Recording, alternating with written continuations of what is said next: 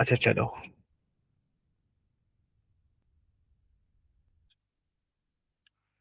अच्छा, so let's start guys. Today we are going to do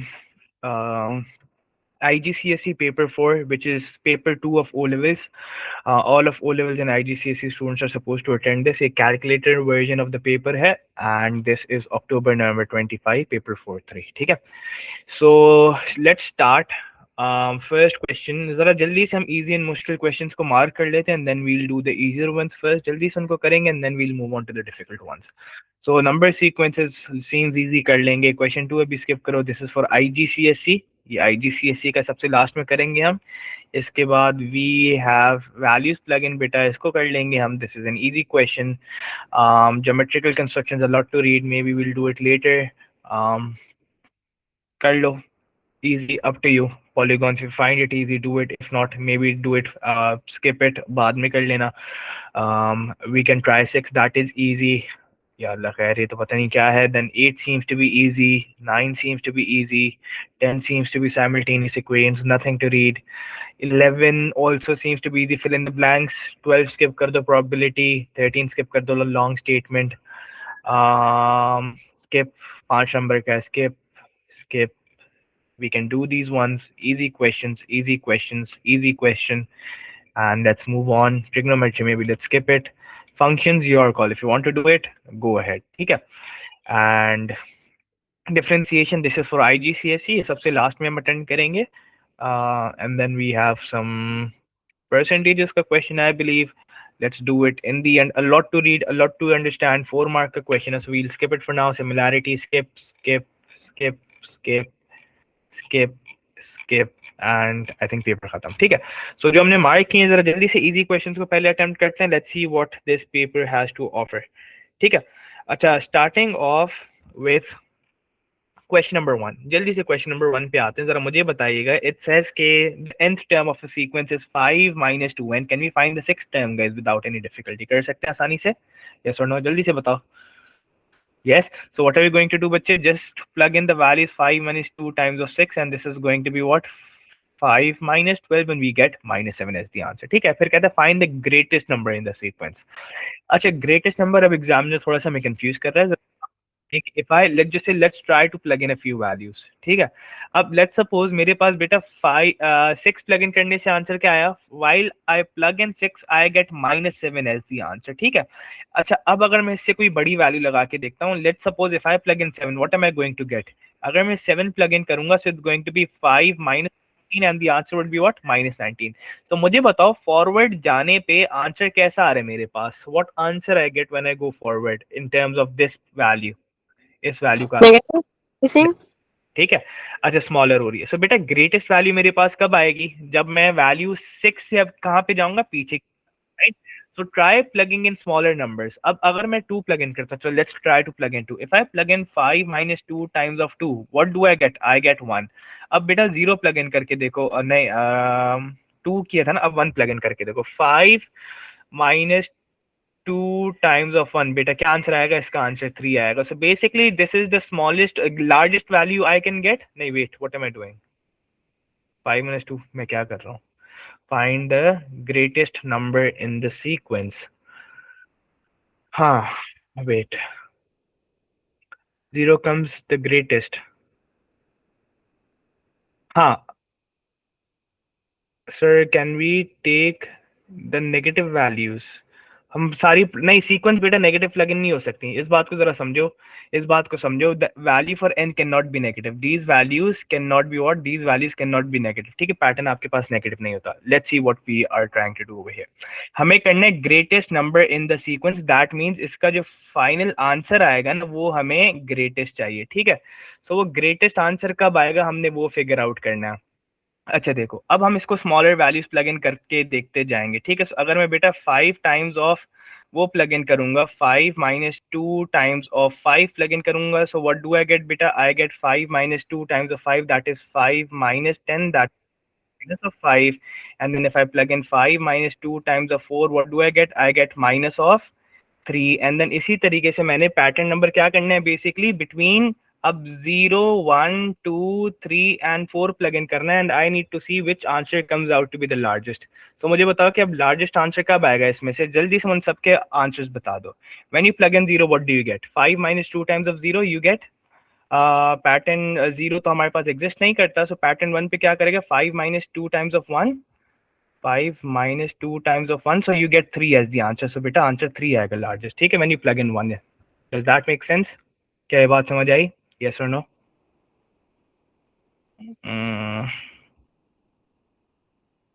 ठीक है, अच्छा चलो, फातिमा और व्हाट इज दिस नेम, ठीक है, so the student wants me to repeat this. अच्छा बेटा हमें ये समझना है कि when I plug in a bigger number, basically if I plug in 6 what do I get the answer to be -7, ठीक है। If I plug in 7 I get the answer to be -9, ठीक है। सो हमें greatest possible number चाहिए, that means it has to be answer bigger than -9 and -7, that means it has to be on this side, मतलब -6 -5 -4 -3 इस side पर जाना चाहिए, positive की तरफ क्लोज होना चाहिए, ठीक है। अच्छा, so what will I do? I understand that I start plugging in the smaller values, मेरे पास आंसर बड़ा होता जाएगा। So instead of going on the right hand side while plugging in the values of n, मैं क्या करूंगा, मैं left hand side पर आऊंगा by plugging in smaller numbers of n, that means 5 4 3 2 1, and when I do that I get the largest answer when I plug in the value as 1, and that answer would probably be 3, ठीक है। Does that make sense? Is this part clear? Is this part clear? ठीक है, चलो अब आगे बढ़ो, आगे क्या कहते हैं जरा आगे देखो। अच्छा, इसको हम जरा स्किप कर रहे हैं, जरा इस पार्ट को देखो। क्वेश्चन नंबर 3 क्या कह रहा है, क्वेश्चन नंबर 3 कह रहा है find the values of g when m is 6 and n is 15, ठीक है। हमें g फाइंड करना है व्हेन m 6 होगा और n 15 होगा। अच्छा, सो हम क्या करेंगे, m की वैल्यू में 6 प्लग इन कर लेंगे, so what is this going to be 4/5 times of 6 square times of n is what, that is 15। So this is going to what, calculator version है, आप जल्दी से इसको सॉल्व करके आंसर दे सकते हो, ठीक है। So this turns out to be what 432। जरा आगे देखो क्या कहता। अच्छा, सो इट सेज, हमने स्किप किया था, लेट्स ट्राई दिस। कहते हैं the diagram shows a regular decagon, क्या शो करते हैं कि रेगुलर डेकागॉन है, A B is the line of symmetry of decagon, ठीक है। रेगुलर डेकागॉन का मतलब क्या है, each of this side is equal and then it's internal angle is also equal, interior angle, ठीक है। अच्छा, अब कहता है work out the angle D. हमें एंगल डी निकालने के लिए पहले ये समझना है, शाबाश, हमें एंगल डी निकालने के पहले ये समझना है कि this is interior angle, this is interior angle, hence this is going to be half of each interior angle. तो इंटीरियर एंगल कैसे निकलेगा for a regular polygon, we know that the formula is n minus 2 times of 180 with a bracket obviously, ठीक है, divided by n। so बेटा इसका answer आएगा आपके पास 144, which shows that each interior angle is 144 considering this is a regular decagon, ठीक है। but if we need d हम क्या करेंगे, इसको divide by 2 कर देंगे, so 144/2 that would give us 72 as the answer for 3 marks, very free marks, ठीक है।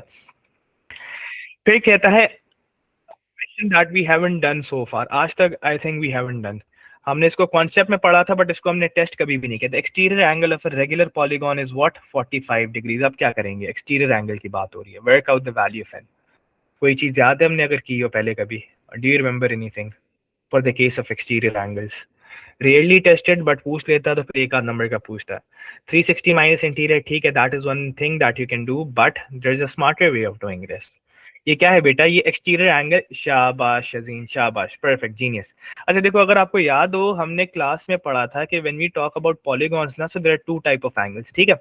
अच्छा, एक इंटीरियर एंगल होता है, एक एक्सटीरियर एंगल होता है। सो जब हम इंटीरियर एंगल की बात करते हैं उसके फॉर्मूलाज तो हम रटे हुए होते हैं, बट एक्सटीरियर एंगल अगर कभी कभार आपसे एग्जामिनर पूछता है, so you need to understand that sum of all the external और exterior angles in any polygon is supposed to be 360, ठीक है।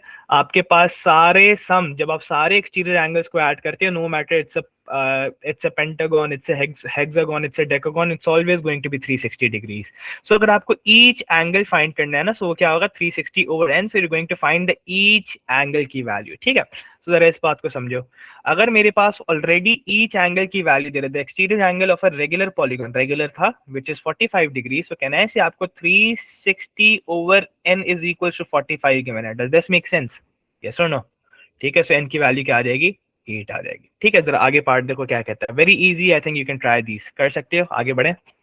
स्किप, यस और नो, जल्दी से, don't waste time. Yes, nobody wants to do this, so we'll move on, चलो आगे बढ़ते हैं। अच्छा, जरा इसको देखते हैं। कहते हैं write the values in order of size starting. Part B. बेटा पार्ट बी क्या फरमाते हैं देखो बेटा, वेरी इजी। 3 टाइम्स 5 करोगे क्या होगा, that would be 15। Powers add हो जाती हैं, सो बेसिस सेम है ना, एक्स और एक्स है दोनों, सो क्या हो जाएगा एक्स पावर 3 + 5 दैट इज 8। ठीक है, चलो। अच्छा, अगला पार्ट हमें कहता है write these values in order of size starting with the smallest value से स्टार्ट करना है। This is m which means this is suppose to be 1m। बेटा 33% का मतलब क्या होता है, this value suppose to be 0। अगर ये m मतलब 1m था, so what is this going to be? Can I say this is going to be 0.333 times of n, non-stop recurring decimal? Yes or no? Does this make sense? 1/3 times, या इसको आप सिर्फ 33 कह सकते हैं। Actually no no no no no no, this is just 33, so this is just 0.33 of m। ठीक है, 1/3 ये वाला है, सो दिस इज 0.33 रिकरिंग, ये वाला रिकरिंग नंबर 0.333 ऑफ m। ठीक है, अच्छा, this just ends at 33 because this is 33%, this is not in terms of क्या कहते हैं फ्रैक्शन। अच्छा, फिर 320 टाइम्स ऑफ m/10, अब ये क्या होगा, क्या मैं कह सकता हूँ this is 320% into 1/10 times of m, सो मेरे पास 0 और 0 cancel, so this is going to be 32% of 1m। ठीक है, अच्छा इन बात को जरा समझो, which is going to be what, 32% is 0.32। now let's talk about all of these। बेटा मेरे पास एक m है, ये 0.33 था और ये 0.33333 था। ठीक है, और ये क्या था, ये मेरे पास सिर्फ 0.32 था। so what is the smallest out of these? सबसे smallest क्या है? what is the smallest? 0.32. 0.32, शाबाश। so क्या मैं कह सकता हूँ this value has to come over here, the smallest। is this part clear? does this make sense? ठीक है, इसके बाद कौन सी आएगी, what is the next value after this? अब स्टूडेंट्स फंसना स्टार्ट होता है, what is the next value after this? 1/3। अच्छा बेटा 0.33 का मतलब क्या, इसके बाद 0 आएगा। अब कंपेयर करो ईशा, अब जरा कंपेयर करो, 0.33 का मतलब क्या है, ये खत्म हो गया, इसके बाद क्या आएगा, 0 आएगा। सो 0.33 इज ग्रेटर और 0.333 is greater, so obviously this value is bigger than that, so ये आपके पास होगा, एंड देन फिर ये होगा, एंड लास्ट में होगा। Keep in mind you answer it in the form that the examiner has given you. ठीक है, इस फॉर्म में आंसर करना है आपने हमेशा। चलो अगले पार्ट पे आओ। कहता है draw a ring around, ring draw करनी है around the calculation that is equivalent to this value. बेटा ये बनती क्या, जरा इस बात को समझे। कहना है इट्स n डिवाइडेड बाय, इसको जब हम कन्वर्ट करेंगे, सो 5 times 2 which is 10, 10 plus 3 is what, that is 13 over what, 5। ठीक है, when we solve this part, अब ये क्या बनेगा, n times of 5/13। is this part clear? yes or no? Yes, sir. yes। तो मुझे बताओ इनमें से कौन सी टाइप है, जो 4-5 टाइप्स गिवन है, इसमें से कौन सी वाली होगी, which type is it? Second. second, um it's the second one, yes। ठीक है, second one। fourth one नहीं बेटा, यहाँ पे n डिवाइड हो रहा है बच्चे, n is being divided। ठीक है, यहाँ पे n ऊपर ही न्यूमरेटर मल्टीप्लाई हो रहा है। अच्छा 1 second, I think there is one student who is not able to join। just a moment guys, were you finding any difficulty in joining the link? nope। चलो आगे बढ़ो। ठीक है, I've sent him the link। चलो, अब कहता है solve the simultaneous sequence. Simultaneous कराऊं या कर लोगे? Very easy. कौन सा मेथड प्रेफर करोगे यहाँ पे, जल्दी से बताओ, which method will you prefer? Skip कर देना, बट कौन सा, elimination. Why? Because same numbers and opposite sign, elimination से करोगे तो ज्यादा आसान है। चलो 2 नंबर का, इसलिए एग्जामिनर ने ज्यादा नंबर भी नहीं दिए।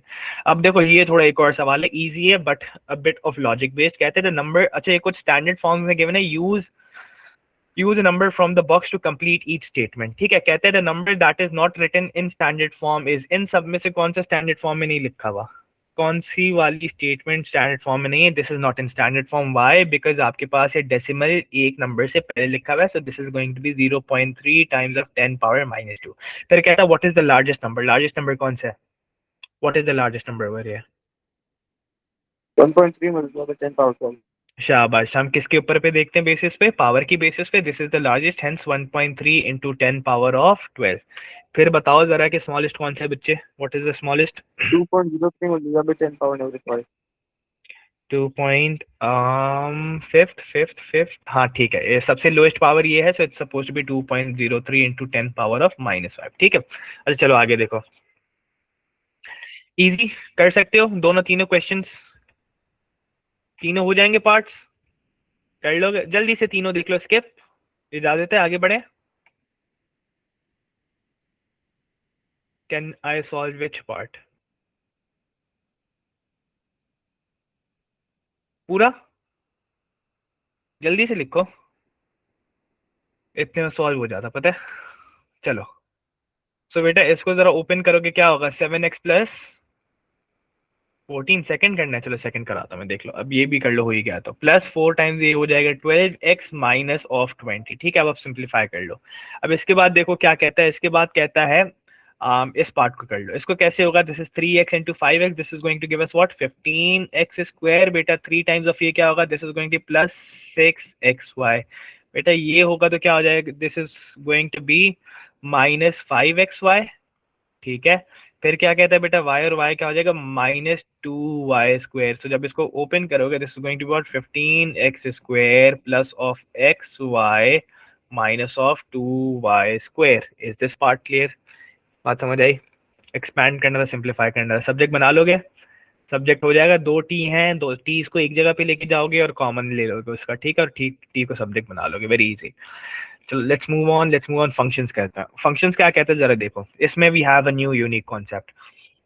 अच्छा कहता है फाइंड f(5), बेटा इजी, आपने क्या करना है, f(5) में आपने वैल्यू प्लग इन करनी है, सो 5 टाइम्स 5 कैलकुलेटर में यूज कर लोगे, आंसर बता देगी, प्लग इन है, ठीक है। फिर कहता है g(8x), इसका मतलब क्या, आपके पास जो g टाइम्स है जो फंक्शन है, ठीक है, the function that we have is basically g(8x), आपके पास फंक्शन क्या था, that was 3x - 2, and you're going to plug in what, instead of x you're going to plug in 8x over here, जहां जहां value of x होती है, plug in the values, the other function inside of it, and this is going to be 3 times of 8, which is going to be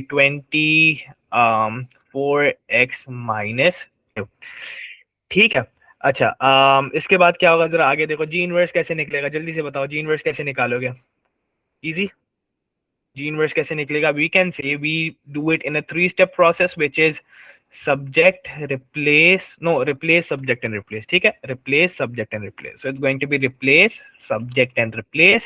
बेटा सबसे पहले science को replace करोगे, this is going to be y is equal to 3x - 2, subject बनाओगे x को, so this is going to be y + 2/3 is equal to x, और दोबारा replace कर दोगे क्या हो जाएगा, y + x + 2/3 is going to be the answer, ठीक है। so the answer is going to be what, it's going to be x + 2/3।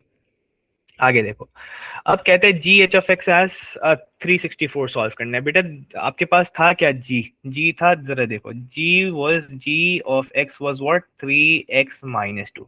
अब where ever you have value of x you use a bracket, ठीक है, मतलब क्या है, आपने कहा G H of x, where ever you have x you use a bracket, and उसके अंदर आपने function of H plug in करना है, ठीक है। फंक्शन ऑफ एच क्या है बेटा, हमारे पास एच की वैल्यू है x² + 1, ठीक है, विच इज व्हाट x² + 1, ठीक है। When you solve this part, अब क्या होगा जरा देखो, this is going to be 3x minus G क्या था -2 एंड ये, ठीक है, जरा इसको अब देखो क्या होगा, this is going to be 3x² + 3 and then -2, और ये पूरी वैल्यू किसके बराबर थी बच्चे, the whole value suppose to be equivalent to 364। So अब आप क्या करोगे, ये 3 और 2 सब्ट्रैक्ट होके क्या बन जाएगा, 364 is equal to 3x² plus of 1, ये 1 आके इधर आके सब्ट्रैक्ट हो जाएगा, सो हमारे पास क्या बनेगा, 3x² is equal to 363। x² की वैल्यू क्या आएगी, जल्दी से बताओ, x² is going to be what, that is going to be 121, ठीक है। अच्छा जरा देखो इसके बाद क्या किया, एग्जामिनर ने कहा था कि आपने बताना है पॉजिटिव सॉल्यूशन, बेटा हमारे पास x का आंसर तो 11 ही आ रहा है, तो पॉजिटिव क्यों कह रहा है, व्हाट इज द इशू, कुछ गलती कर रहे हैं क्या, are we missing something, what does he mean by positive, कितने आंसर आने चाहिए थे इसके, 2 because of root. because of root, शाबाश good job, ठीक है। it can be negative because this was square root on both side, keep in mind जब भी आप square root on both side करते हो दो आंसर आते हैं positive and negative, but the examiner only wanted you to answer the positive value of it, ठीक है। अच्छा अब जरा this is a new concept, ठीक है, जो अब आपको पार्ट ई कह रहा है इसको जरा गौर से सुनिएगा।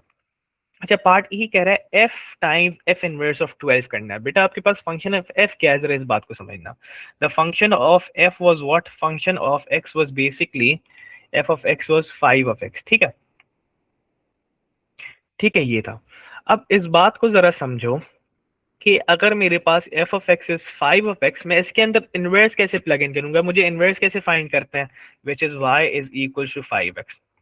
अब इसका इनवर्स फाइंड कर सकते हैं क्या हम, जल्दी से बताओ, can we find inverse of this function, is it easy to find it? So 1.5x. Sorry, 1 over 5x?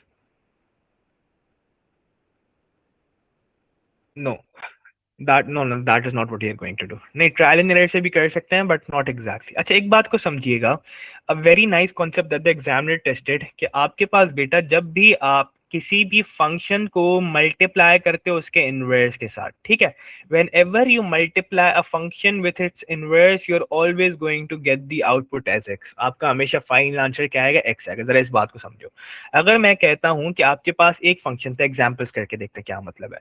मेरे पास अगर एक फंक्शन ऑफ एक्स था 4 माइनस ऑफ एक्स, ठीक है, अब मुझे बताओ इसका इनवर्स क्या होगा, what will be the inverse of it, can I say it's going to be, basically इसको पहले मैं रिप्लेस कर लूंगा, so it's going to be y is equal to 4 minus x, और ये हो जाएगा y प्लस ये क्या हो जाएगा, 4 minus of y, and this will become what, this will become 4 minus of y is equal to x, और ये क्या हो जाएगा, f inverse of x is equal to, guys what is wrong with me today,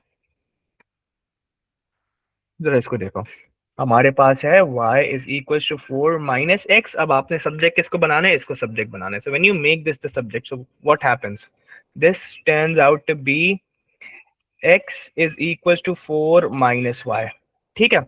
अच्छा, अब आप क्या करोगे, this turns out to be f inverse of x as 4 minus of x as well, am I doing it correctly?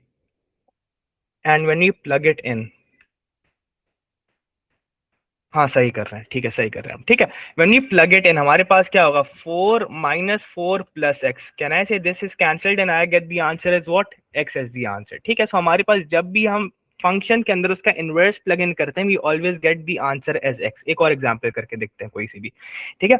If I say we have function of x as 5x, and मैं अब इसका inverse अगर find करना चाहूँ तो क्या आएगा मेरे पास, f इनवर्स ऑफ x कैसे निकलेगा बेटा, इसके लिए आप कहोगे, if I want to find that, मैं कहूँगा it's going to be y is equals to 5x, make x the subject, and it's going to be y over 5 is equals to x, and f inverse of x is going to be what, that is going to be x over 5, ठीक है। अच्छा, अब जरा इस बात को समझो, मैंने फंक्शन ऑफ x के अंदर इनवर्स प्लग इन किया, मतलब 5 times of x over 5.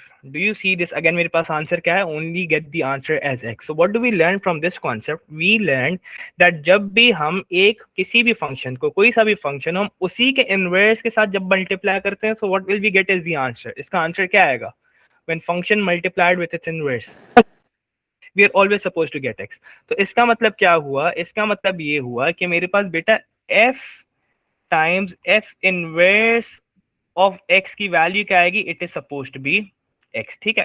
This is suppose to be what, this is suppose to be x। अच्छा, अब मैं इस पूरी चीज के अंदर इनपुट क्या कर रहा हूँ, 12 कर रहा हूँ। So if I input this as 12, मेरे पास आंसर क्या आएगा final, that is going to be X. नहीं, x के अंदर मैंने क्या प्लग इन किया, what was my input, it was 12. 12. So what is supposed to be my output? बेटा जब मैंने यहाँ पे 12 प्लग इन किया, so यहाँ पे भी आंसर क्या आएगा, 12 आएगा। So keep in mind कि मेरे पास जब भी मैं किसी भी फंक्शन को उसके इनवर्स के साथ मल्टीप्लाई करूंगा, मेरा आंसर हमेशा क्या आएगा, हमेशा आएगा x। And what am I suppose to do, अब उसमें मुझे एग्जामिनर ने इनपुट कहा कि it is suppose to be 12, so the answer would also be 12 for that case. Is this part clear? क्या बात समझ आई, yes or no? जल्दी से बताओ, yes? Do you need more explanation on this या आगे बढ़े, नो? चलो आगे बढ़ते हैं। अच्छा, this is question number 20 is, हाँ सीधा आंसर लिखो, ये तो मैंने एक्सप्लेनेशन के लिए बताया था, because the concept we did not discuss it in the past, this was a nice concept which the examiner tested, ठीक है। अच्छा, आप डायरेक्टली लिख सकते हो, एक मार्क के लिए मैंने सिर्फ ऐसे कॉन्सेप्ट कभी पहले डिस्कस नहीं किया, so that's the only reason. अच्छा, 12 डिफरेंशिएशन का था, उसको हमने अटेम्प्ट नहीं करना, I think we are done with the paper, जो हमने इजी वाले क्वेश्चंस मार्क किए थे। Let's start from scratch again, ठीक है, let's move on to the difficult ones now. अच्छा, जरा ये देखो, अब हम करते हैं जरा इस पार्ट को, देखो क्या कहते हैं, the scale diagram shows the position of town A on a map, and town B is 12 kilometres from town A on a bearing of 80 degrees. इसका मतलब क्या है कि आपके पास अगर ये टाउन A है और टाउन B जो होगा that has to be at the bearing of 80 degrees and 12 kilometers away given is the scale. ठीक है. सो मुझे बताइएगा कि अगर मैं टाउन ए से 80 डिग्री का बेरिंग बनाऊंगा, तो कैसे बनाऊंगा? First I need to understand that bearing is always drawn from the north. So what I am supposed to do, I will mark from the north a line that comes at 80 degrees. अब ये कैसे mark करेंगे? आपने बच्चे एक D लेना है, protector लेना है, आपने उसका सेंटर यहाँ पे अलाइन करना है और जीरो के साथ आपने बेस रख लेनी है. Where ever you get the answer is 80, you are going to mark that line. ठीक है.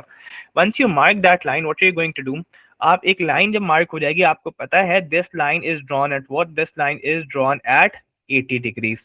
फिर क्या कहता है? It is also suppose to be drawn 12 kilometre away. अब 12 किलोमीटर कैसे पता चलेगा बेटा? आपको पता है कि 1 centimetre on this paper is equal to 2 kilometre. So आप क्या कहोगे? 1 सेंटीमीटर इक्वल टू 2. शाबाश.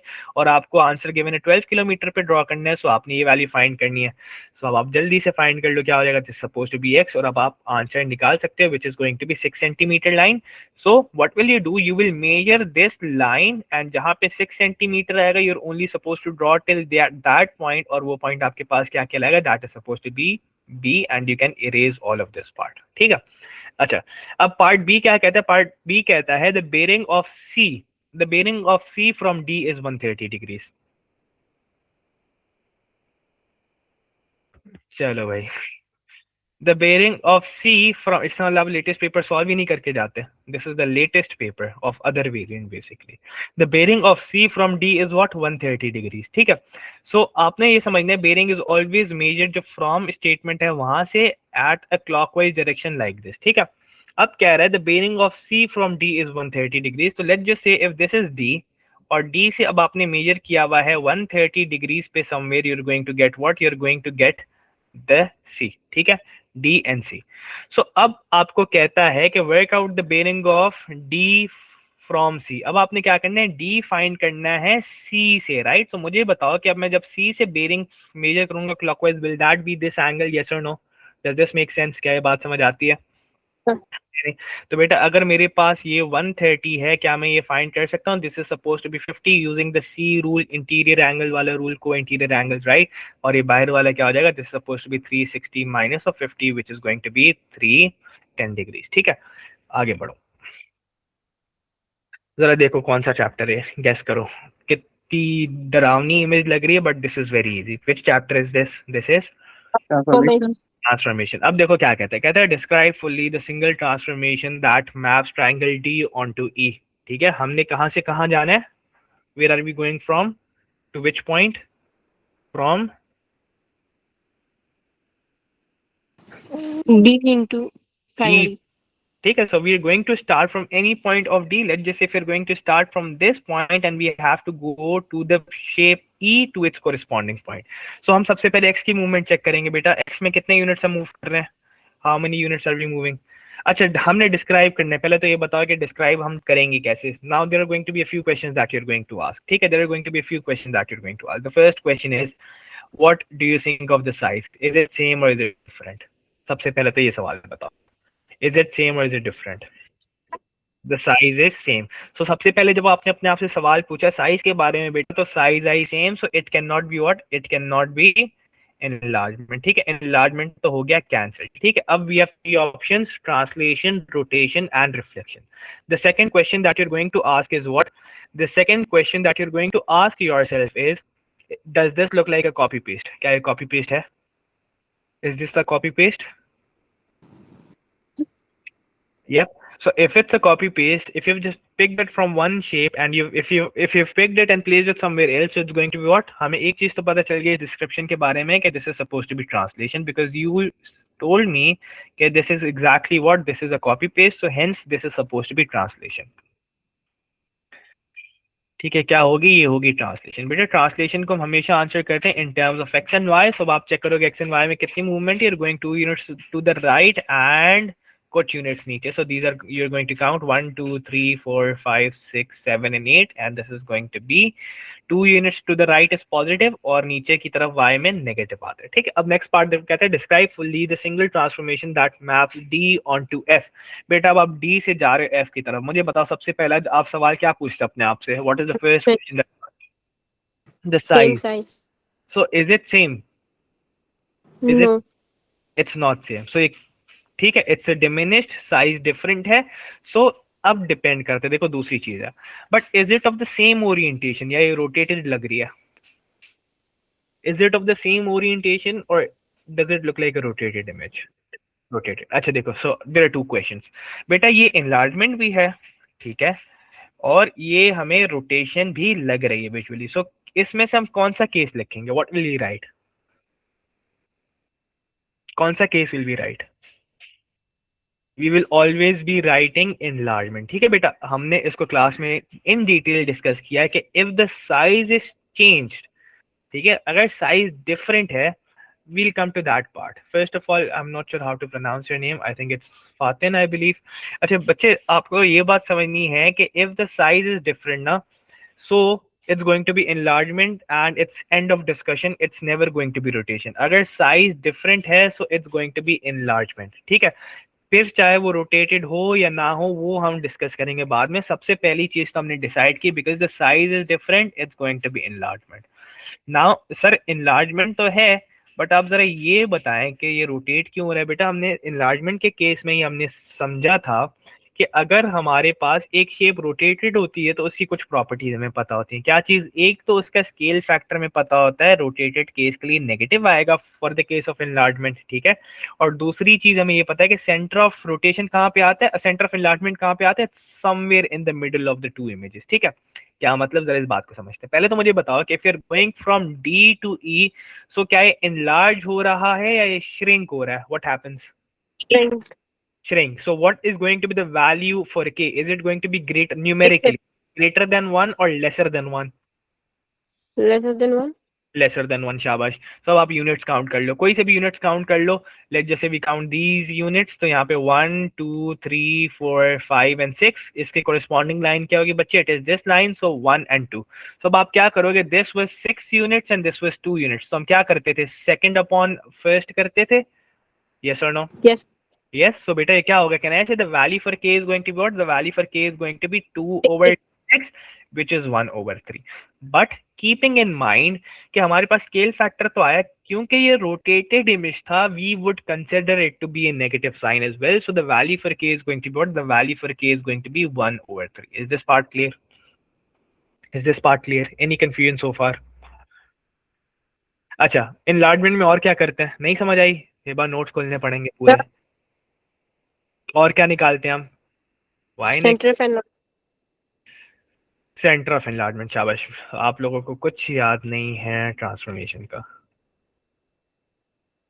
ट्रांसफॉर्मेशन में हमने इन डिटेल पढ़ा था for the case of enlargement. ठीक है, कहाँ गया एनलार्जमेंट? ढूंढना पड़ेगा. ये स्केल याद है जो बनाया था हमने? हमारे पास जब वैल्यू फ्लिप्ड इमेज होगी तो वैल्यू फॉर के कैसी होगी? It's always going to be negative. For a flipped image the value for K is always going to be negative. ठीक है, और अगर आप देखोगे हमारे पास वैल्यू समवेयर बिटवीन 1, मतलब 1 negative 1 and 1, because it was -1/3 which is minus of 0.33. so it's going to be a shrink image, छोटी image होगी. कुछ याद है या नहीं? Do you remember this? ये हमने फिर केसेस किए थे बेटा. Negative shows a flipped sign and a value numerically lesser value than 1 shows what? It's a smaller image. ठीक है, अच्छा, so इसके बाद अगर हम देखते हैं, I hope it's clear now. ठीक है, अच्छा, इसके बाद हमने एक बताना होता है centre of enlargement. Centre of enlargement कैसे निकालते थे? कुछ याद है? How do you find centre of enlargement? How are you supposed to find centre of enlargement? Do you remember? Join and expand. ठीक है, अच्छा, join and yes, joining the two corresponding points. So we need to understand what are corresponding points हो रहे हैं. इसका corresponding point क्या होगा? 1 2 और 3. कौन सा corresponding point होगा? Which point? 3. It's going to be 3. सो हमारे पास उस पॉइंट पे हम ज्वाइन करेंगे इसके साथ, ठीक है, we are going to join this and for this part we are going to join this part, ठीक है, सिर्फ ज्वाइन कर लो and you are probably going to get the centre of enlargement and which would look something like this. अब आप इसको join करोगे इसके साथ ओवर हियर, ठीक है,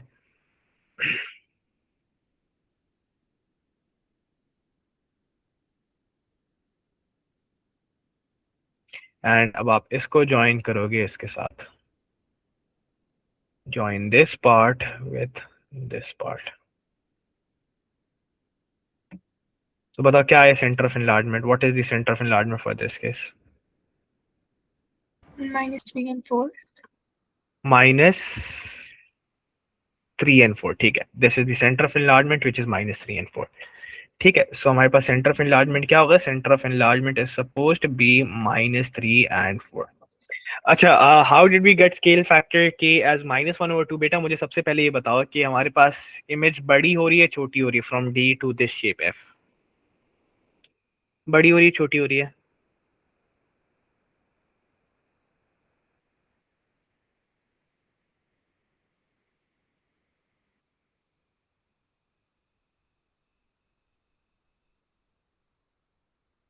गाइस कम ऑन फातिन, बच्चे इस बात को समझो। I'd also recommend you to watch video lecture for this। बस ये बात समझ लो कि जब आपके पास इमेज छोटी होती है ना, so the value for k is always in fractions where या decimals, जहाँ पे आपके पास numerator is going to be big and denominator is going to be small, or in other words that value is going to be somewhere between 0 and 1 numerically, ठीक है। अच्छा, फिर positive और negative sign क्या बताते हैं बेटा? अगर पॉजिटिव साइन होगा so it's the same orientation, ठीक है, सेम ओरिएंटेशन, एंड अगर आपके पास नेगेटिव साइन होता है वो कब लिखते हो आप? That is for the case of flipped image, ठीक है। अब मुझे बताओ, was this of the same orientation? क्या ये सेम तरीके से बना हुआ था लाइक दिस, और was it a flipped image? क्या फ्लिप्ड इमेज थी? यस और नो? यस और no? Is she here?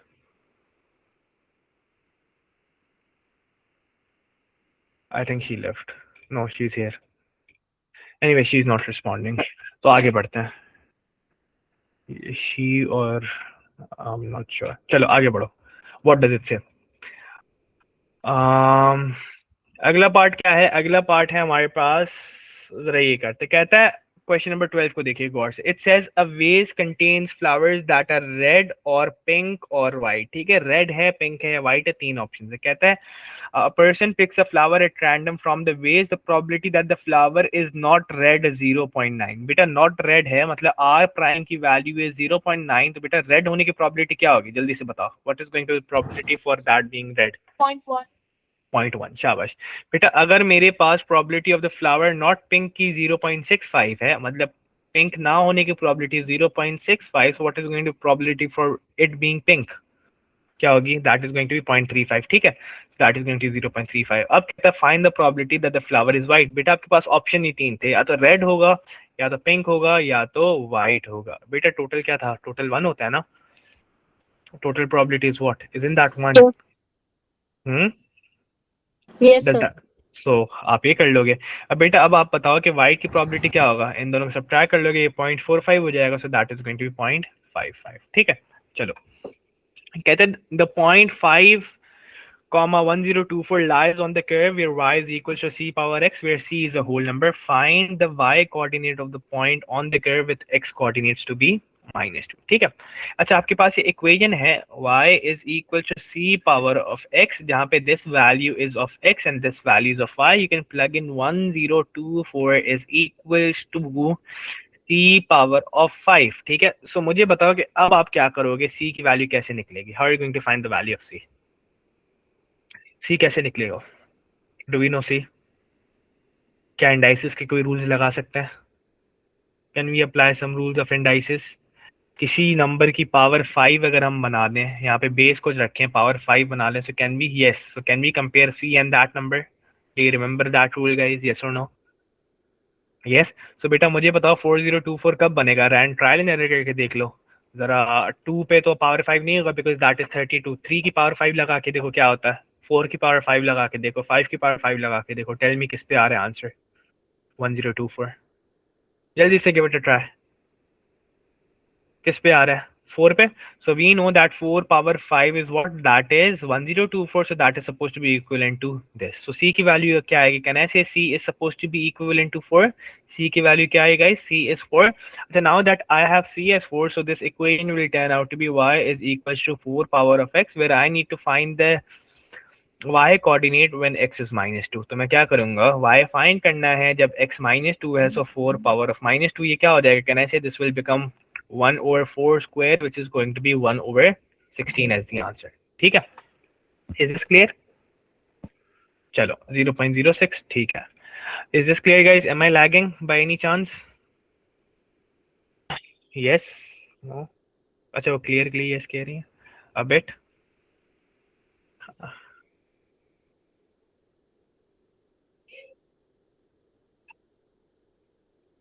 Azimal, it says कि the point, समझा देता हूँ, कहता है the point 5 and 1024 lies on this graph. ठीक है, इस इक्वेशन पर lie करता है ये कोऑर्डिनेट जहाँ पे c is a whole number, c is some whole number. कहता है find the y coordinate of the point on the curve where x is equals to -2. जरा इस बात को समझो बेटा, अगर मेरे पास y is equals to c power x है और मैं x को -2 डाल दूं तो क्या आएगा? y is equals to c power of -2. Can I find y until unless I have the value of c? क्या y find कर सकता हूँ मैं, or is it impossible? Do you get this part what I'm trying to say?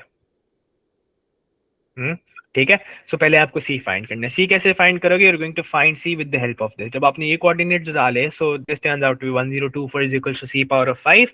And आपके पास बेटा to solve this part आपने क्या करना है, आपको पावर्स को सेम करना होगा ताकि you can find the value of c. So power same करने के लिए ट्रायल एंड एरर कि कौन से नंबर की मैं पावर 5 लगाऊंगा तो 1024 बनेगा. सो बेटा 2 की power 5 is 32, and then try 3 की power 5 and try 4 की power 5. So 4 की power 5, so you're getting answer as 1024. So this term is 1024. So I can write this as 4 power 5 where c turns out to be 4. ठीक है, so c में आपने लिखा 4. ठीक है, c में आपने लिखा 4. So y turns out to be 4 power of -2. So it's going to be 1 over 4 square, which is basically 1 over 16. I hope this part is clear. ठीक है, अगला पार्ट देखो क्या करे. It says these expressions are all equal in value. ठीक है, ये तीनों ही आपस में इक्वल है. Find the value of y. आपने y फाइंड करना है. अच्छा एक बात समझो, अगर मैं इस पार्ट को डायरेक्टली सॉल्व करूं, can I find the value of y considering I have x and y both unknown? Can I find this अकेले? नहीं ना, No. नहीं कर सकते. ठीक है, चलो ये भी नहीं कर सकते. क्या मैं इसको और इसको डायरेक्टली सॉल्व करने से कर सकता हूँ कुछ? No. नो. सो हम क्या करेंगे, या तो हम दो इक्वेशन बना के साइमल्टेनियसली कर लें, और we can also solve these parts. अब मुझे पता कितने अननोन होंगे अगर मैं इन दोनों को सॉल्व करूं. How many unknowns will I have for this case? 1, which is x. तो कैन आई से मेरे पास x की वैल्यू आ जाएगी 5x minus 2 over 3 is equals to 10 minus of x. ये 3 आके मल्टीप्लाई हो जाएगा, so this will give me with the whole. So ये क्या हो जाएगा, 5x minus of 2 is equals to 3 times of 10 minus of x. This will be 5x minus 2 is equals to 30 minus 3x. और ये क्या हो जाएगा बेटा, this will come to that part side and this will go to that side and this will turn out to be 5 plus 3 which is 8. x is equals to 32 and x की value क्या आई? x की value आई 4. अब मुझे बताओ, now that I know the value of x to be 4, can I compare these two where I can plug in the value of x? Yes. So हम क्या कहेंगे, 10 minus of 4 is supposed to be equivalent to y plus of 11. So this is 6 is equals to y plus of 11 and 11 आके subtract. So it's going to be what, 6 minus 11 is equals to y and y is what, -5. Free 5 marks. Yes or no? Easy. आगे बढ़े. चलो अगला part है growth rate and DK का. कहता है the population of town is 54,000 54,000. The population is decreasing exponentially at a rate of 2% per year. Calculate the decrease in population at the end of 4 years. ठीक है, अच्छा अब मैं आपसे पूछता हूँ कि कुछ फॉर्मूला बताइएगा. यहाँ पे फॉर्मूला क्या लगेगा? What is the formula for this case? F is equals to Interest के formula with a negative sign. Good job. क्या मैं कह सकता हूँ future value is equals to initial value bracket 1 minus r over 100 of power t, where future value is what, that is 54,000. यही था ना? नहीं, फ्यूचर हमें नहीं पता. This is starting value. How do you know? The population of the town is initially basically this and ये बाद में decrease हो रही है, so ये आपके पास future होगी, ये initial होगी, ठीक है. अच्छा, so आपके पास क्या हो गया? Future value is unknown, initial value is 54,000 and this is going to be 1 minus 2 over 100 power of what? Power of 4 years, and this will turn out to be 54,000 into 0.98 of 4. जल्दी से बताओ क्या answer आ रहा है? What is the answer?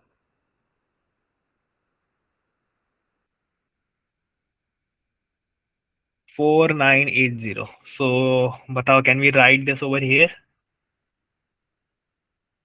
Is this correct? 4980 ये क्या किया? 4980 54,000 minus 4980. Sorry, क्या कह रहे हो? 54 498. minus 54,000 minus शाबाश शाबाश 4980. शाबाश शाबाश शाबाश शाबाश, गुड जॉब. अच्छा, सो इसका आंसर इज नॉट 4980, इसका आंसर है 4980.7 फॉर दिस पार्ट, ठीक है. सो 4980 कह रहे हैं, ठीक है, 0.88. अच्छा, ये फ्यूचर वैल्यू आई. अब हमने ये फाइंड नहीं करना था, हमने क्या फाइंड करना था? The decrease. So what are you supposed to do? You are supposed to find the difference between this and this, ठीक है. आपने इन दोनों का डिफरेंस फाइंड करना है, whatever that turns out to be, you are going to subtract them, ठीक है. हाँ, कर सकते कैलकुलेटर में डायरेक्ट. तो मुझे बताओ फाइनल डिफरेंस क्या है? दैट वाज आल्सो 4907, 49, वो 4980 है difference. Can you confirm what's the difference guys?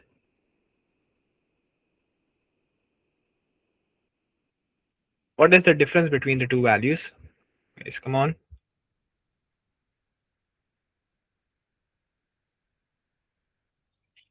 4192. चलो, so we will write 4192 as the answer, ठीक है. अच्छा गाइज, आपके 49, वैसे मुझे बताओ जरा कि Isha and Hiba, why were you getting 4980? Did you just consider 2 zeros over here? Answer गलत क्यों आ रहा था आपका ऊपर? ठीक है. What 419 कैसे आएगा? What are you doing guys? 419 कैसे आएगा? It's 54,000 minus somewhere around 50,000. तो 419 नहीं आएगा, 4192.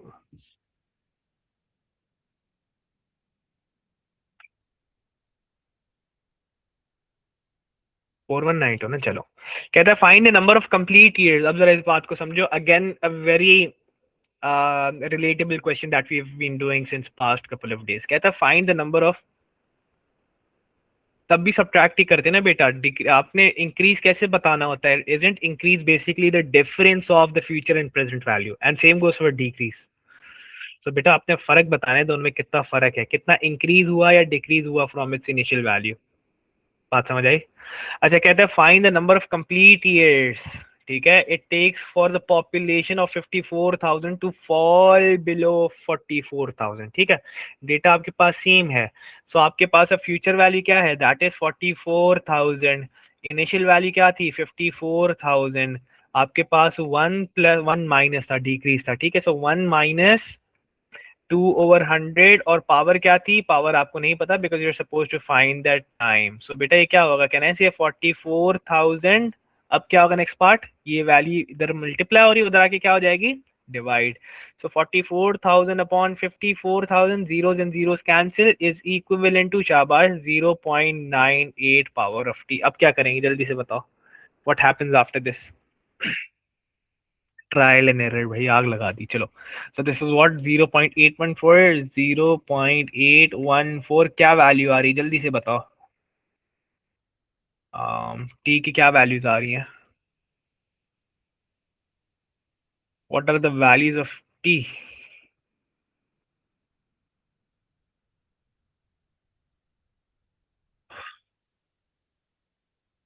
What's the value of T? फटाफट बताओ.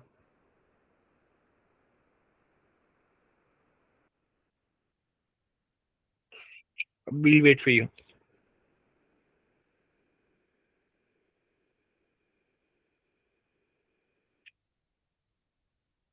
भाई जल्दी से कैलकुलेटर यूज करो, shouldn't take this long. 0.8 में बारी बारी प्लग इन करते जाओ and let me know.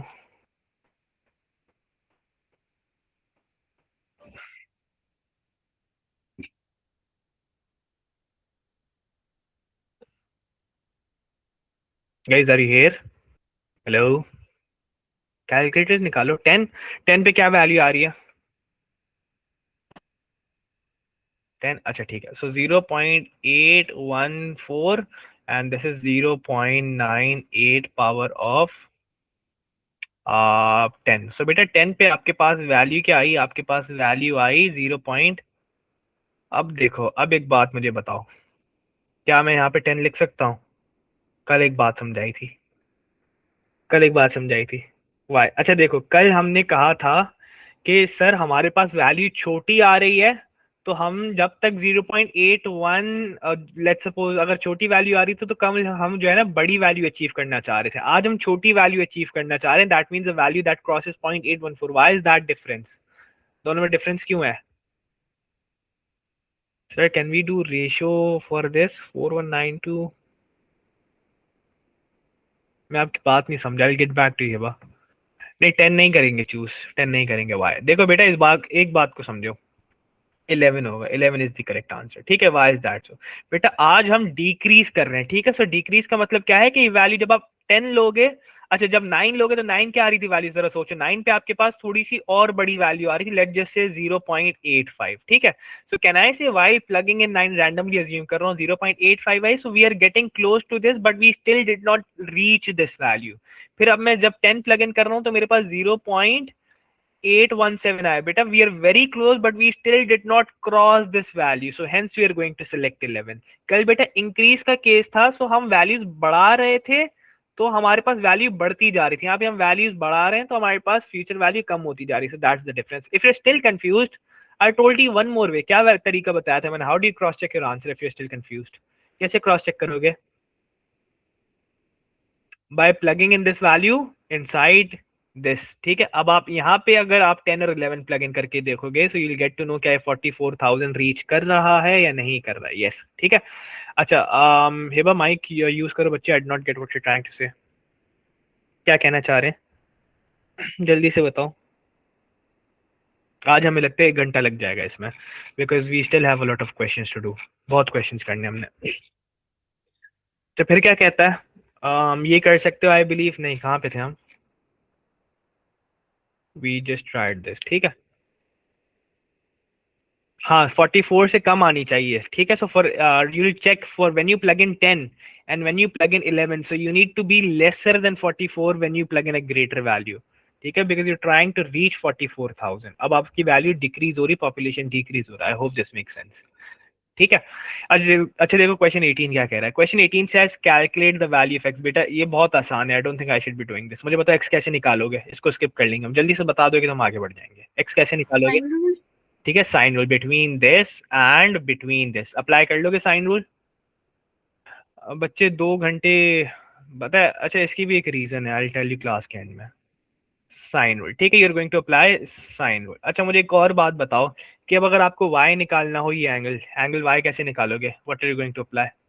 cosine rule. How do you know where this is going to be the pair and these are the three lengths? शाबाश, cos rule या cosine rule लगाओगे non right angle triangles के। So you can try these at home. This is sine and this is cosine। ठीक है, आगे बढ़ो। ये कर लिए थे हमने डिफरेंशिएशन स्किप। हाँ हाँ, आफ्टर द पेपर श्योर। अच्छा ये this question is very nice. This says a dressmaker takes 75 hours to make 31 dresses. In week 1, she takes 12 hours and 30 minutes to make 4 dresses. In week 2, she makes 27 dresses at a constant hourly rate. ठीक है, कहता है work out the percentage increase in her hourly rate. ठीक है, आपने percentage increase find करना है hourly rate पर of making dresses from week 1 to week 2। ठीक है, सो आपने बेसिकली वीक 1 में जो आर्ली रेट था और वीक 2 में जो आर्ली रेट था, आपने उन दोनों का क्या बताना है?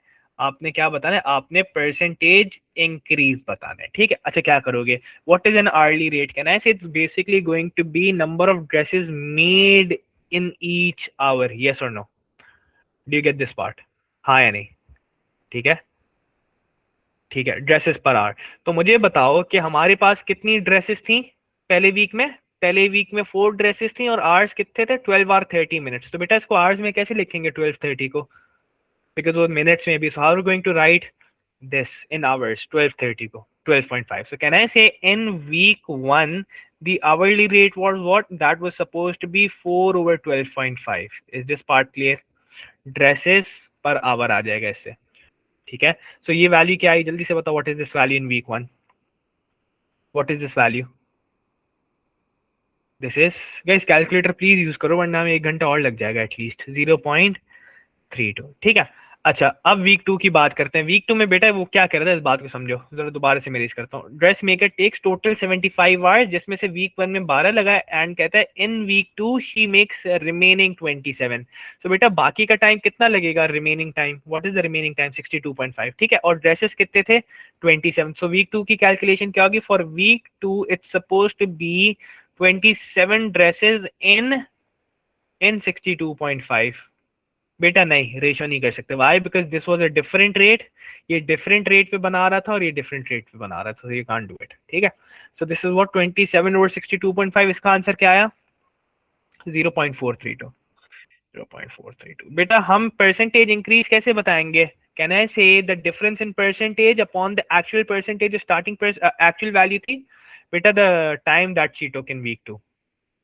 क्या कह रहा है? In week 2 she makes 27 dresses. बेटा कितने टाइम में? टोटल उसने अगर 75 आवर्स लगाए फॉर 31 ड्रेसेस, जिसमें से 12 आवर 30 मिनट्स 4 में लगाए, तो बाकी 27 में क्या लगेगा?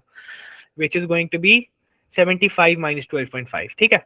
सो दिस इज 0.432. बेटा आपने अगर परसेंटेज इंक्रीज बताना है ना, सो आप क्या करोगे? आपने basically have to find the amount of increase which is going to be 0.432 minus of 0.32 upon of initial value which was 0.32 multiplied with 100. Answer क्या है?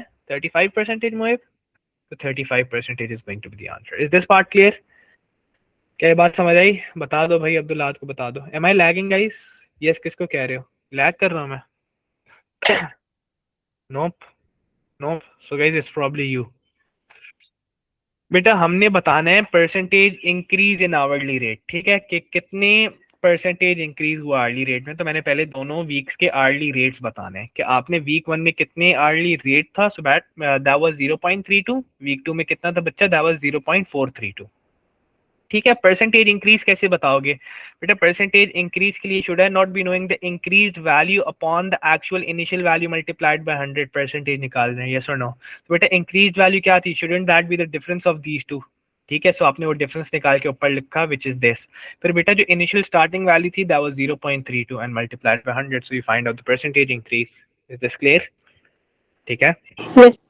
चलो क्वेश्चन 22 क्या फरमा रहा है? Question number 22 says the diagram shows two mathematically similar triangles, find the value of x. कैसे निकालोगे value of x? कौन सा रूल लगेगा? Ratio rule. कौन से कॉन्सेप्ट्स हैं? सिमिलैरिटी के कॉन्सेप्ट्स हैं, because it says mathematically similar, ठीक है. So we know that this upon this is equivalent to this upon this, ठीक है. So it's going to be what 14 over x is equals to 10 over 45. Value बता दो, whatever the answer is, you will plug in over here, ठीक है. Next part देखो क्या कहता है. अब a different question. This says, इसको जरा गौर से समझिएगा. कहता है the surface areas of two mathematically similar containers are what 124 and 279. ये क्या गिवन है बेटा? सरफेस एरियाज गिवन है. सो एक गिवन है आपको 124 एंड दूसरा क्या गिवन है? Surface area 2 is what? That is 279. फिर क्या कहते हैं? The capacity of the smaller volume is 56 millilitre. ये क्या चीज गिवन है आपको? What is this? Volume. और किसका गिवन है? स्मॉलर का. सो इन दोनों में से स्मॉलर कौन सा? We believe this is the smaller which is v1 is basically 56. हमने फाइंड क्या करना है? The capacity. Basically we are supposed to find the v2 for this. कौन सा फॉर्मूला लगेगा?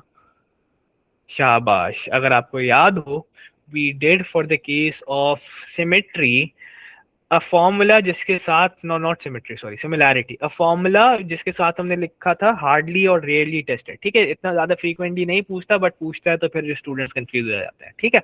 सो अगर आप देखो एरिया वॉल्यूम का हमने रिलेशन सीखा था, जहां पे हमने कहा था कि एरिया के ऊपर क्यूब होगा, थोड़ा सा टेढ़ा है. एरिया के ऊपर क्यूब होगा, वॉल्यूम के ऊपर स्क्वायर होगा, उल्टा सीन होता है इसमें, ठीक है. तो आपने प्लग इन कर लेना है वैल्यू यहाँ पे. So this will turn out to be what? This will be a1 over a2 is equals to v1 over v2, ठीक है.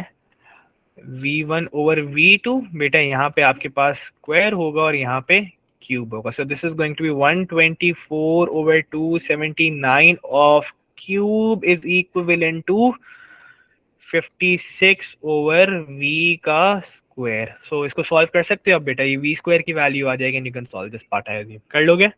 ठीक है, v स्क्वायर की वैल्यू फाइंड करनी है, v उसको फिर स्क्वायर रूट कर लेना दोनों जगह पे, you will find the answer.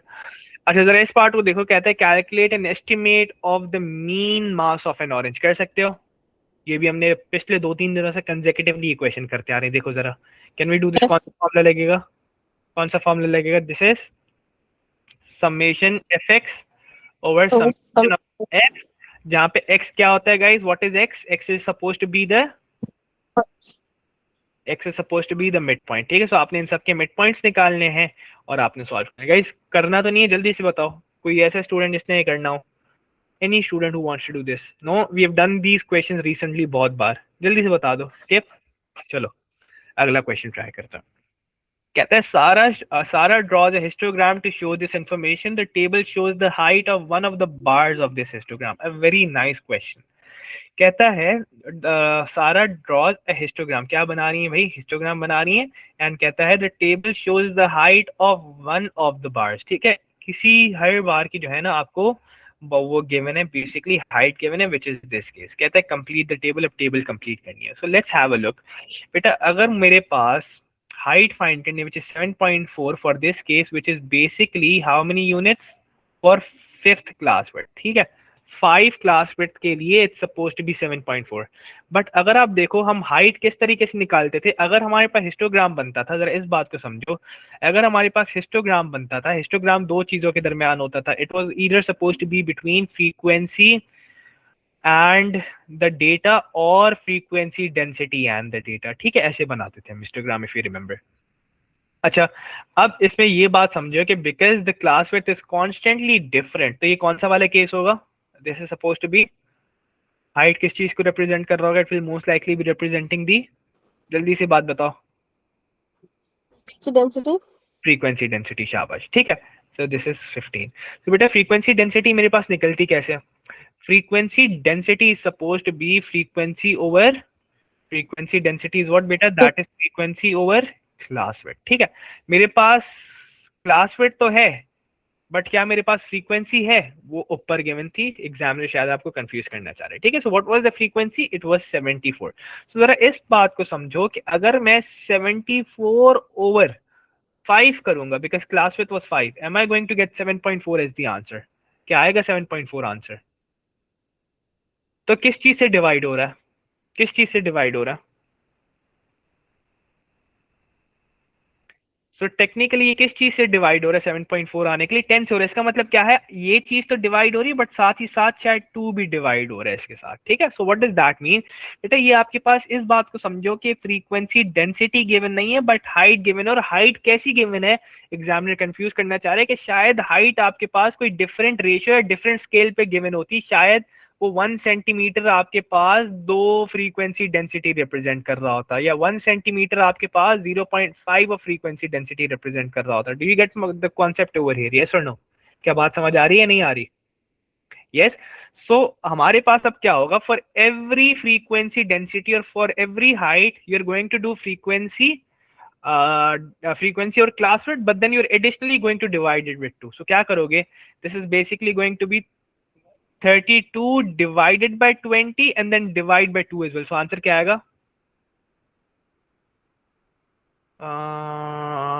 I don't get what you're saying. For 10, कौन सा वाला 10 बच्चे? For 10 is नीचे अगर क्लास पर 10 का हो तो 14.8. अगर पहले 2 में क्लास पर is of 20, तो you can plug in 29.6 as the answer. here. Yes. I doubt. What are you trying to do over here? Did you do 14.8 times 2? And where did you get 14.8 from? By multiplying this? But you also need to understand बच्चे कि इन सब की frequencies भी different थी, so you can't do that thing. बेटा यहाँ पे frequencies भी different थी. So frequency density आपके पास frequency और class width से निकलती है, but not with the ratio method of between two different categories की frequencies. Do you get what I'm trying to say? Do you understand what I am saying guys? Yes और no? बेटा यहाँ पे ये frequencies भी come into play ना, yes और no? So this come into play, this comes into play, so we can't just do the ratio method for this case. हाँ, अगर अगर इन सब की फ्रीक्वेंसीज भी बराबर होती ना तो रेशियो मेथड आपका वर्क कर जाता, but for this case it won't work out. I hope you understand what I mean. ठीक है, सो आपने क्या करना है, instead of doing this what are you going to do बच्चे, इसकी फ्रीक्वेंसी क्या थी 32, सो क्या करोगे 32 divided by the class width which is 20 multiplied by 2. जल्दी से आंसर बताओ क्या आ रहा है अब. What is the answer? 0.8. 0.8. ठीक है, इसमें क्या करोगे 200, इसकी फ्रीक्वेंसी क्या थी 64 divided by 10 multiplied by 2, so this is going to be 64 over 20 basically. क्या आएगा आंसर? 3.2. 3.2. बेटा लास्ट पार्ट बता दो क्या होगा. This is going to be 30 over 30 I believe, right? सही कर रहे हैं, 30 over 30, so this is going to 1. Is this part clear? Yes और no? Let me cross check this in the meter. जी तो जब हम ये वाला फॉर्मूला अप्लाई कर लेंगे फ्रीक्वेंसी ओवर क्लास विड्थ, तो फिर हम देखेंगे कि लाइक उसका डिफरेंस क्या आ रहा है. जैसे हमने यहाँ पे मल्टीप्लाई बाय 2 किया है ना एडिशनल, तो फिर हमें हाँ, देखना पड़ेगा कि डिफरेंस क्या आ रहा है ताकि फिर वो हम सबके लिए कर सकें. If you want to do it for this case, इससे कंपेयर करना चाह रहे हो, ये कहना चाह रही हो?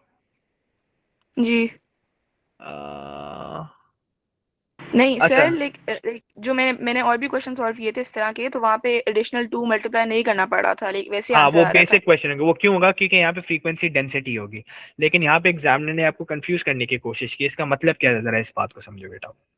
अच्छा, the first thing that you need to understand is this height, yes और no?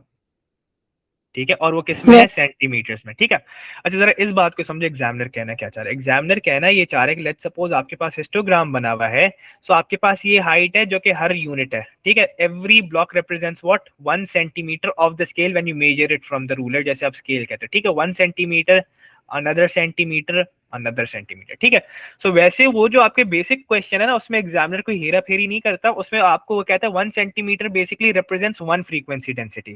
Now, the other centimeter represents the second frequency density on the height. The third represents the third frequency density on the height. Now, how do we know this is not that case? जरा देखो, मुझे frequency density height measure करने के लिए क्या करना होता है? It's basically supposed to be frequency over class width. यही करना होता है. अब जरा इस बात को समझो बेटा, जब मैंने 74 ओवर क्या किया, 74 ओवर 5 किया, सो मेरे पास आंसर क्या आया 74 ओवर 5 पे. What is the answer? What is 74 over 5? That is supposed to be 14.8, I believe, right? 74 over 5 gives us what? That gives us 14.8. So as per this working, मेरी frequency density 14.8 आनी चाहिए थी, but वो आ नहीं रही. ठीक है, रियलिटी में मेरी फ्रीक्वेंसी डेंसिटी वाकई शायद 14.8 होगी, बट ये हमें सेंटीमीटर बता रहा है. इसका मतलब क्या है कि जब आपके पास हाइट 1 है, इसका मतलब ये है कि जब आपके पास ये 1 है, यहाँ पे examiner instead of giving us 1, he gave us the value 2.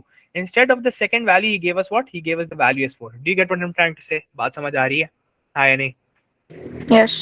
Yes, सो इसलिए वो एडिशनल मल्टीप्लाई बाय 2 हो रहा है विद दिस स्केल फैक्टर के. एग्जामिनर ने या हमने ये स्केल फैक्टर को भी इसमें कंसिडर करना है. Do you get what I am trying to say now? Is this making sense guys? बात समझ आ रही है नहीं आ रही? क्योंकि अब हम सिर्फ फ्रीक्वेंसी डेंसिटी कैलकुलेट नहीं कर रहे, but we are calculating this height in centimetres. Basically हम स्केल कैलकुलेट करने की कोशिश कर रहे हैं फॉर दिस क्वेश्चन. लेकिन सर हम ये डिटरमिन कैसे करेंगे कि हमने इसे मल्टी, लाइक हमें ऐसे यहाँ पे कैसे पता चला कि हमने इसे मल्टीप्लाई बाय 2 करना है? मल्टीप्लाई बाय 2 करना है. जरा देखो, आपके पास जब आपने ये 74 की वैल्यू ली, so 74 over what you try to do 74 over 5, answer क्या आया 14.8. And what is this? Isn't this exactly half of this, which means ओ हाँ ठीक आपको, है. which means this was supposed to be multiplied with another 2 in the denominator. Yes or no? और Yeah. अगर आप बाकी सब छोड़ दो, जरा इन दोनों वैल्यूज को कंपेयर करो. I think you are smart enough to figure out कि क्या चीज हो रहा है 74 से 7.4 लाने में. What is happening basically? 74 divided by 10, but आपके फॉर्मूला में आप डिवाइड बाय 5 कर रहे थे, which means you are multiplying with an additional 2. Is this part clear? Yes. So that is what you're doing over here. अच्छा, in the meantime we have one question. It says कि sir मेरे first blank में 29.6 आ रहा है. How are we getting 0.8? Is this question answered? Yes or no? क्या है question answer हो गया या नहीं? ठीक है, चलो let's move on. आगे बढ़े, इजाजत है? हो गया, आगे बढ़े, जल्दी से बताओ. चलो, So question number 24 says the diagram shows a cuboid. कोई cuboid है जिसमें AE 6.4, ये AE हमारे पास है 6.4. Where is AE guys? This is AE 6.4. ठीक है, फिर कहता है EH is 5.1, AG is 13. कहता है find EF. EF कैसे निकालोगे this part? How are you going to find EF? 3D trigonometry. Pythagoras 2 times. तो किस किस के दरमियान Pythagoras लगाओगे पहले? Now you know this 13, so hence आपको शायद इसके नीचे वाली कौन सी लाइन पता होनी चाहिए थी? E जी H G E G पता होनी चाहिए थी, शाबाश, because you know this length and this length, so you should first be knowing what E G. So आप ये वाला right angle triangle draw करोगे, not E H G, Isha. So this will be what? जल्दी से मुझे value बताओ क्या आ रही है for this case. 6.4 and 13. ये आंसर क्या आ रहा है, जल्दी से बताओ. What is this value? Tell me what this value is. Root of 13 square minus 6.4 square. क्या आएगा? 11.3. so this turns out to be 11.3. अभी 11.3 आया, so मैं दोबारा से Pythagoras लगाऊंगा एंड ये अब आप आंसर इसका इजीली फाइंड कर सकते हो. So 11.3 for this case, 5.1 for this case, and you can find this value. हो जाएगा. Isha, is this part clear बच्चे? बात समझ आ रही है? हाँ या नहीं? ठीक है, so find this value. फिर कहता है calculate the angle between line AG and base EFGH. ठीक है, इरेज करते हैं. EG and EFGH कह रहा है. So what is that part? बेटा EG मेरे पास ये रहा, ठीक है, 10.08. So this is 10.08. ठीक है, EG मेरे पास क्या है? This is EG. यही कह रहा था ना, EG and AG कह रहा है. AG and EFGH. So where is AG? AG is right here. AG and EFGH, which is the base. So कौन सा angle find करना है? We are supposed to find this angle over here between this imaginary line with this. ठीक है, so अगर मैं इसको properly draw करूं, so this is the angle which the examiner is trying to ask. ये वाला angle theta. Do you get this part? Angle Yes, of sir. elevation for this case. ठीक है. अच्छा, so आप कैसे निकालोगे? You have 6.4 and you have 13. If you're considering 6.4 and 13, so कौन सा ratio लगाओगे? Which ratio will you apply for this case? Sine rule, shabash. So you're going to apply sine inverse. So theta is equals to sine inverse of these values, and you can find this answer. 3 mark के लिए it's very easy. चलो, अच्छा, इसके बाद I think we're almost done. ठीक है.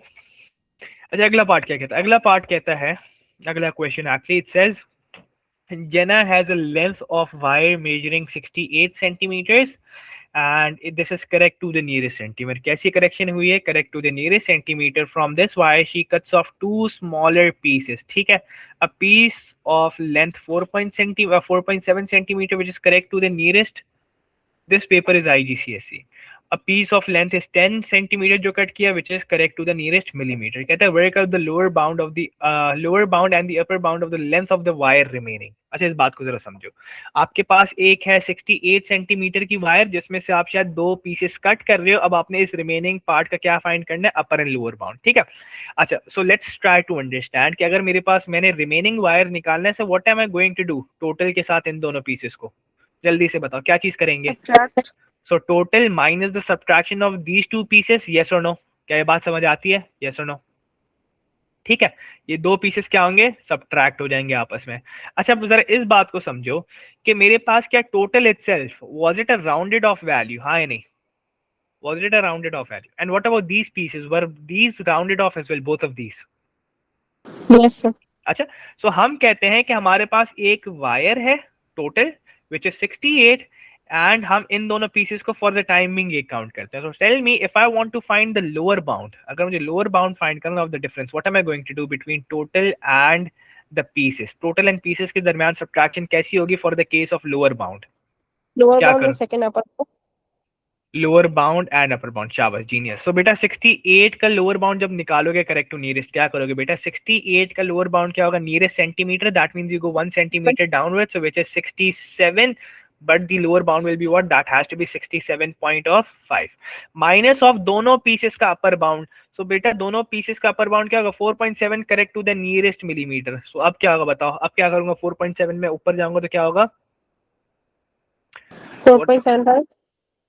4.75. Good job. Why am I going to do that guys? अब आपके पास जो नियरेस्ट है वो मिलीमीटर है, that means this is being rounded off, so इसके ऊपर वाली value is 4.8 but the upper bound is going to what, which is 4.75. और इसी तरीके से आप इसको करोगे, this is going to be 10.05. ठीक है, so this is going to be 4.75 plus 10.05. ठीक है, सो ये आंसर बता दो व्हाटएवर दिस इज. ठीक है, now you are going to do the same case which is going to be not 10.5, it's 10.05 because ये 10.1 होना था, ऊपर जाके 10.1 होना था जिसको हमने मिडिल वैल्यू दी है. ठीक है, सो दिस इज 52.7. ठीक है, जैनब ने फाइनली कुछ लिखा है पूरी क्लास में.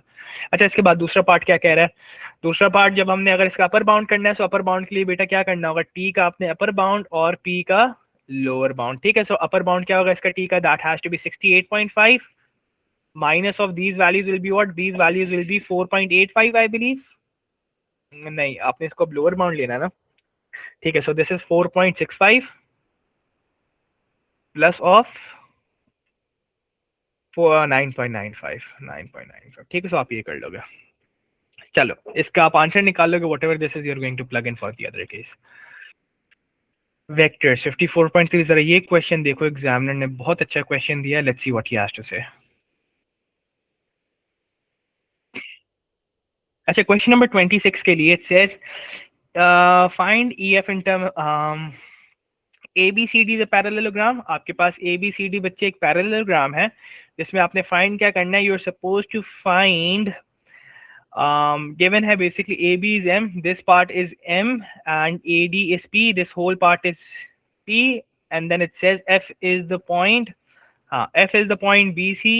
F is a point on BC and BC's.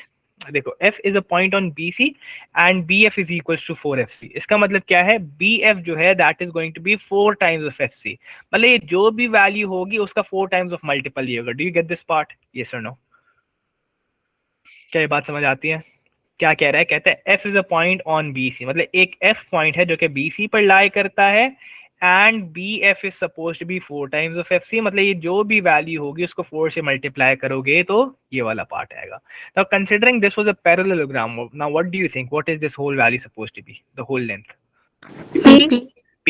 So अगर पूरी वैल्यू P है, this is 1 and this is 4 in terms of ratios, तो बेटा इस पार्ट को मैं क्या कहूंगा and the left part को क्या कहूंगा in terms of P? जल्दी से वैल्यूज बता दो पहले. Let's write this down. What is this going to be? 1/5p. 1/5p and this is 4/5p. ठीक है, चलो आगे देखो, आगे क्या कहता है. कहता है E is the point on AD such that AE and AD is 1 and 2. So ये 1 है, ये 2. अब इसका रेशियो बता दो कैसे आएगा. Tell me in terms of P कैसे लिखोगे? चलो, 1:1. good job. So this is 1/3p and 2/3p. Is this part clear? क्या इसकी confusion तो नहीं है यहाँ पे? कोई मुश्किल यहाँ पे? No?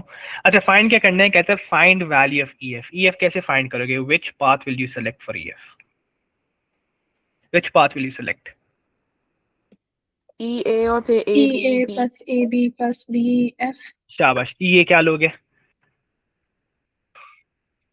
-1/3p. शाबाश. Plus of M plus of 4/5p. क्या आंसर आया, जल्दी से बताओ. What is the answer for this part? M plus 1M plus of 3 number की. इमेजिन, जल्दी से करो. What is 4/5 minus of 1/3? मैं कर लूं क्या? 4/5 7/15p. ठीक है, चलो, प्लस 7/15p. अगला पार्ट देखो क्या कहता है. कहता है EF and DC are extended to meet at point G. Now comes the nice part.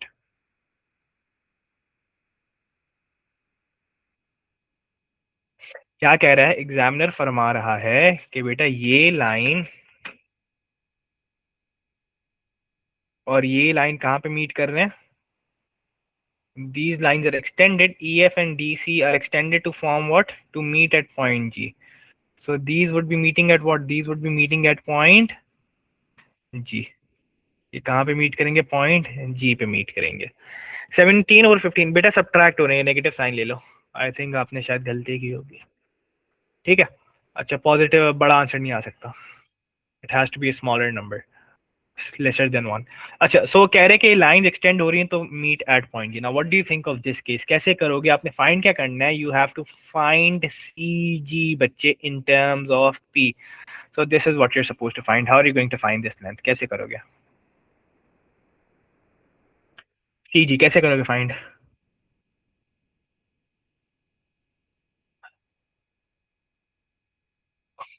Good job Isha, good job. कैसे करोगे? चलो सिमिलैरिटी से भी करेंगे तो कैसे करेंगे? What do we know about similarity for this case? क्या पता है इसमें सिमिलैरिटी का? ED और जो G है वो एक ट्रायंगल होगा और FC और G एक ट्रायंगल होगा. ED and FC. Good job. ठीक है. So you said good job. This is EDG, EDG and FCG. FCG. Absolutely correct. These two are similar. So guys, keep in mind vectors में examiner similarity भी test करता है काफी frequently. So you don't need to think in just one direction. You need to keep your mind very active of these cases. ठीक है. अच्छा, सो अगर हम देखें, so for the case of similarity हमें वैल्यूज क्या गिवन थी? Now if you think about this बच्चे, क्या हमें ये वाली वैल्यू गिवन थी? यस और नो, जल्दी से बताओ. Was this known which was Yes. 2/3? P के फॉर्म में given, so let's just right in terms of ratio because P आके कैंसिल हो जाएगा. ठीक है. ऊपर क्या गिवन था? ऊपर was given 1/5 and this was supposed to be 1/5. Can I say we have corresponding length के रेशियोज? एक. दूसरी चीज हमें फाइंड करना है ये वाला part, so I should probably be knowing the whole length, but I don't know the whole length. What do I know? I know this part to be m, from this part to this part. ठीक है. But similarity would exist between what? Can I say it would exist between this line and the whole line? Yes or no? Yes or no? So हम क्या कहेंगे? हम कहेंगे this value is m. So बेटा इसको हम assume कर लेंगे x, which we do not know. ठीक है. So ये m basically 1m है. ठीक है. This is 1m. So m plus x. शाबाश. So हम क्या कहेंगे? 1/5 divided by 2/3. So this is basically the ratio of these two lengths with respect to the other case, which is going to be x over m plus x. Is this part clear? हाँ या नहीं? जल्दी से बता दो. Does this make Yes. sense? ठीक है. Where we are supposed to find this length, which is x. अब ये कैसे होगा? बेटा अब ये होगा 1/5 into 3/2. So this would become 3/10 of x over m plus x. अब ये चीज क्या आ गई? You'd simplify this further. So this is going to be 3m multiply on this side, multiply on this side. So 3m plus 3x is equivalent to 10x, where you're supposed to find the value of x. तो ये उधर जाके subtract हो जाएगा. So this is going to be 3m is equals to 7x, और x की value बच्चे क्या आई?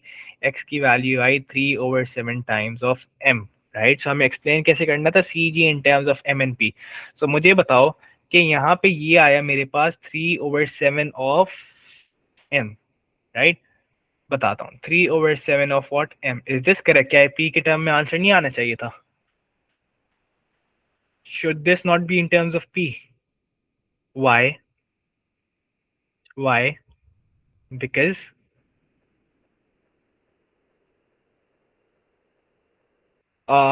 no, wait. This should have been beta, this was p, this was p, this was p, and this is m. So मुझे बताओ कि ये भी m के टर्म में आंसर नहीं आना चाहिए था? Because this was collinear, or you can say parallel वाला concept. So this was supposed to be a scalar multiple. So at no point you should be getting p over here. Yes or no? Do you get this concept? क्या बात समझ आई? So this had to be a scalar multiple of this value itself. इसका मतलब वो किसी भी fraction में आ सकता है, but in terms of m, because this was a collinear point, you're extending this line. इसमें किसी भी तरीके से p का कोई अमल दखल नहीं होना चाहिए था. अच्छा, why does it quite exactly? इसीलिए मैंने आपसे पूछा. क्या कहा एग्जामिनर ने? If you read the statement properly, what does it say?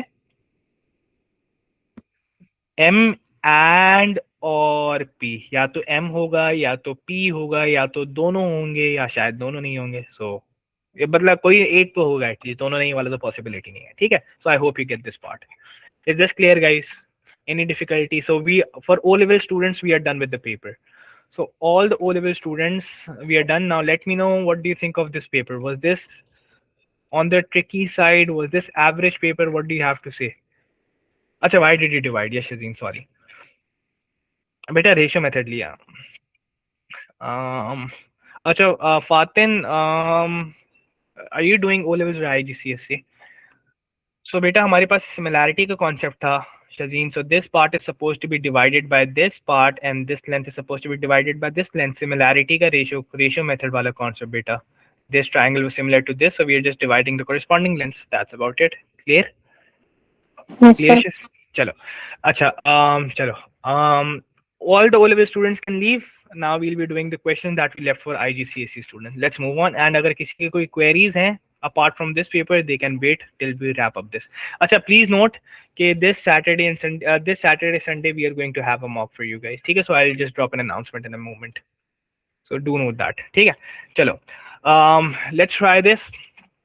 IGCSE students जरा इसको देखिए, कहता है कि आपने फाइंड करना है मोड। गाइस मोड कौन सा? What is the most repeated number? Stem and leaf का डायग्राम है where this 3 and 2 represents 32. So what is the most repeated number? सबसे फ्रीक्वेंटली कौन सा नंबर रिपीट हो रहा है?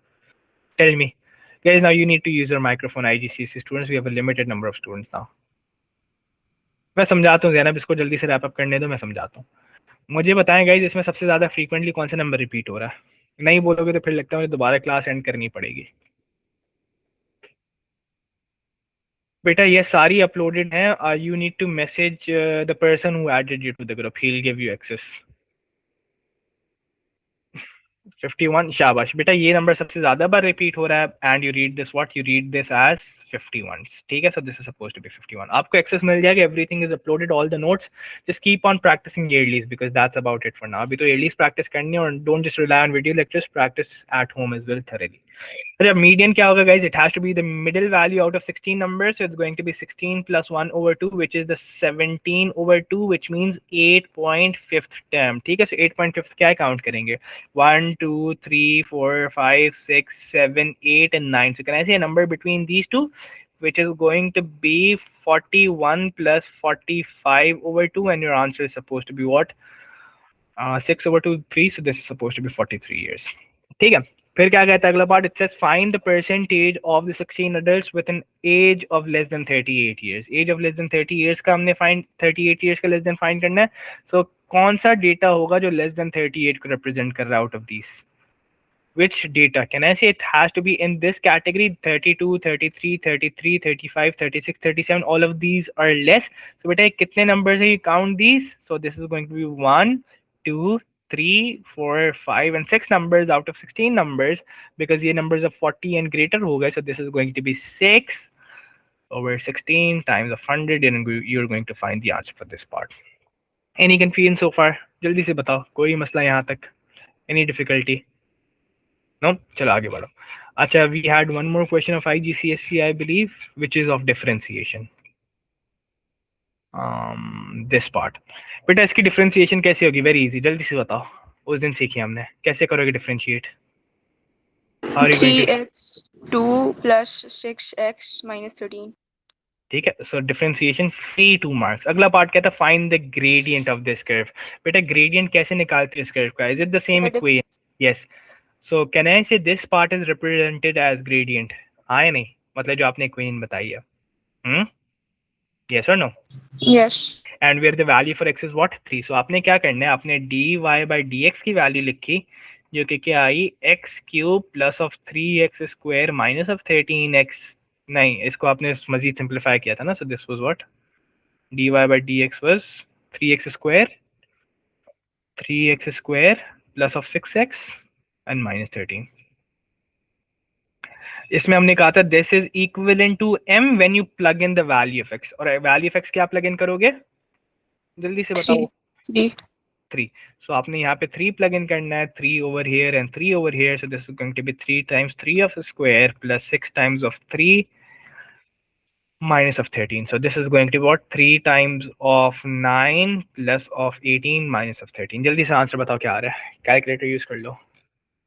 What is the answer for this part? This is question 20. 32. 32, that is correct. ठीक है, so I think that's about it for IGCSE as well. कुछ और है तो नहीं है हमारा? Did we miss any other question, guys? I don't think so. So that's about it for IGCSE, guys. Take care. Allah Hafiz. Bye bye, and I'll see you when I'll see you Sir, वो question tomorrow, है। inshallah. जी हाँ, पूछो। एक second, just give me a moment.